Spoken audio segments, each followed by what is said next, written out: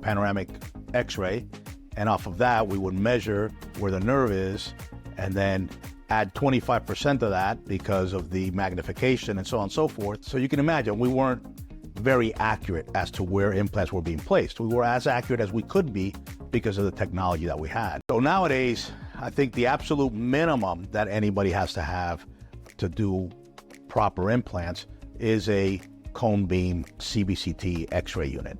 That's a machine that will take a three-dimensional image of the patient's skull, of the jaw, where the implants are going to be placed. Nowadays, there's even more technology that we can use to allow us to get even more accurate. The one is an intraoral scanner.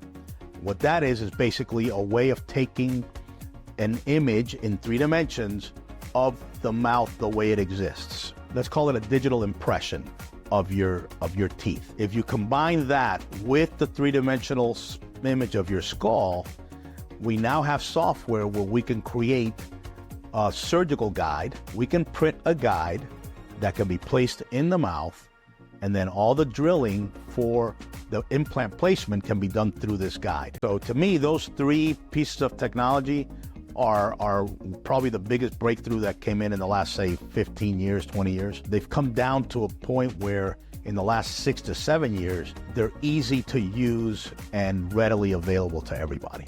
So for me, those are the 3 main pieces of technology that are important for all dentists to get involved with for accurate implant placement. It's always important to keep up to date, period, with all, especially when we're talking about full arch, because full arch is something that's developed over the years. Technology has brought a lot of advances to us now where we can do these surgeries in a more comfortable way for the patient, less invasive, which in essence, or in the end, causes less pain, okay?